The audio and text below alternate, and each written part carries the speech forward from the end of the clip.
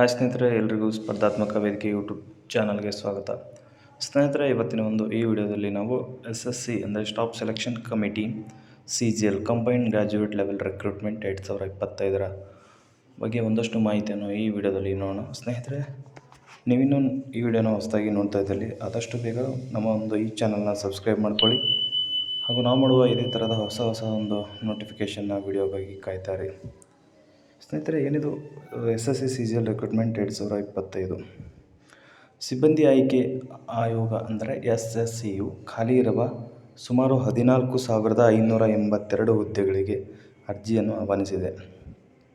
ಹಾಗಾದರೆ ಯಾರೆಲ್ಲ ಈ ಅರ್ಜಿಯನ್ನು ಸಲ್ಲಿಕೆ ಮಾಡಬಹುದು ಹಾಗೂ ಕೊನೆಯ ದಿನಾಂಕ ಯಾವಾಗ ಎನ್ನುವ ಸಂಪೂರ್ಣ ಮಾಹಿತಿ ಬನ್ನಿ ನೋಡೋಣ. ತನ್ನ ಅಧಿಕೃತ ವೆಬ್ಸೈಟ್ ssc.government.in ನಲ್ಲಿ SSC CGL ಅಧಿಸೂಚನೆ 2025 ಬಿಡುಗಡೆ ಮಾಡಿದ್ದು, ಸುಮಾರು 14,582 ಹುದ್ದೆಗಳನ್ನು ಪ್ರಕಟ ಮಾಡಿದೆ. ಇನ್ನು ಈ ಕೇಂದ್ರ ಸರ್ಕಾರದ ಸಚಿವಾಲಯಗಳು, ಇಲಾಖೆಗಳು ಮತ್ತು ಸಂಸ್ಥೆಗಳಲ್ಲಿ ವಿವಿಧ ಗ್ರೂಪ್ ಬಿ ಮತ್ತು ಗ್ರೂಪ್ ಸಿ ಹುದ್ದೆಗಳಿಗೆ ಅಭ್ಯರ್ಥಿಗಳನ್ನು ನೇಮಕ ಮಾಡಿಕೊಳ್ಳಲು SSC CGL ಪರೀಕ್ಷೆಯನ್ನು ವಾರ್ಷಿಕವಾಗಿ ನಡೆಸಲಾಗುತ್ತದೆ. ಆನ್ಲೈನ್ನಲ್ಲಿ ಅರ್ಜಿ ಸಲ್ಲಿಸಲು ಪ್ರಕ್ರಿಯೆ ಜೂನ್ 9ರಿಂದ ಆರಂಭವಾಗಿದ್ದು, ಜುಲೈ 4 ಕೊನೆಯ ದಿನವಾಗಿದೆ. ಇನ್ನು ಅರ್ಜಿ ಸಲ್ಲಿಸುವ ವಿಧಾನಗಳು ಹೇಗಿದೆ? ಮೊದಲನೇದಾಗಿ SSC ಅಧಿಕೃತ ವೆಬ್ಸೈಟ್ ಅಂದರೆ ssc.nic.in ಗೆ ಭೇಟಿ ನೀಡಿ ನಿಮ್ಮ ಹೆಸರು ಮತ್ತು ಮೊಬೈಲ್ ಸಂಖ್ಯೆ ಮತ್ತು ಇಮೇಲ್ ID, ನಿಮ್ಮ ಶೈಕ್ಷಣಿಕ ವಿವರಗಳು ಅಂದರೆ ಎಜುಕೇಷನ್ ಡೀಟೇಲ್ಸ್ ಮತ್ತು ವಿಳಾಸ ಸೇರಿದಂತೆ ಅಗತ್ಯ ಮಾಹಿತಿಯನ್ನು ನೀಡಿ. ನಿಮ್ಮ ನೋಂದಣಿ ID ಮತ್ತು ಪಾಸ್ವರ್ಡನ್ನು ರಚಿಸಲು ಒಂದು ಬಾರಿ ನೋಂದಣಿಯನ್ನು ಪೂರ್ಣಗೊಳಿಸಿ. ನಂತರ ಮುಖಪುಟದಲ್ಲಿ ಲಭ್ಯವಿರುವ ನೋಂದಣಿಯನ್ನು ಕ್ಲಿಕ್ ಮಾಡಿ. ಹಾಗೆ SSC ಪೋರ್ಟಲ್ಗೆ ಲಾಗಿನ್ ಮಾಡಿ SSC CGL 2025 ಪರೀಕ್ಷೆಗೆ ಅರ್ಜಿಯನ್ನು ಸಲ್ಲಿಸಿ.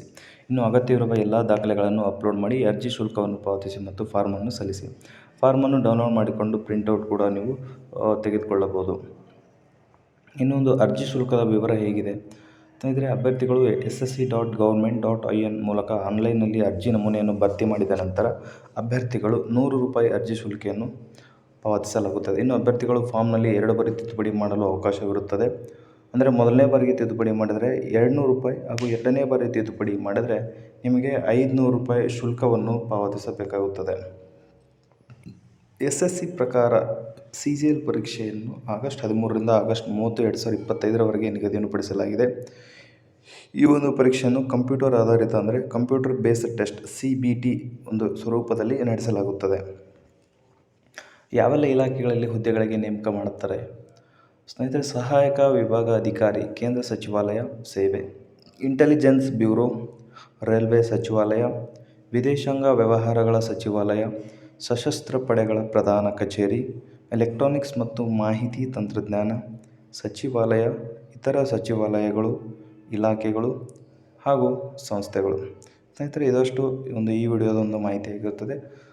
ಹಾಗಾಗಿ ಇದೇ ಥರದ ಹೊಸ ನೋಟಿಫಿಕೇಷನ್ನ ವಿಡಿಯೋಗಳು ಮತ್ತೆ ತರ್ತಾ ಇರ್ತೀವಿ. ಸೊ ಅಲ್ಲಿವರೆಗೂ ನೀವಿನ್ನೂ ನಮ್ಮ ಚಾನಲ್ನ ಸಬ್ಸ್ಕ್ರೈಬ್ ಮಾಡಿಲ್ಲ ಅಂದರೆ ಆದಷ್ಟು ಬೇಗ ಸಬ್ಸ್ಕ್ರೈಬ್ ಮಾಡ್ಕೊಳ್ಳಿ.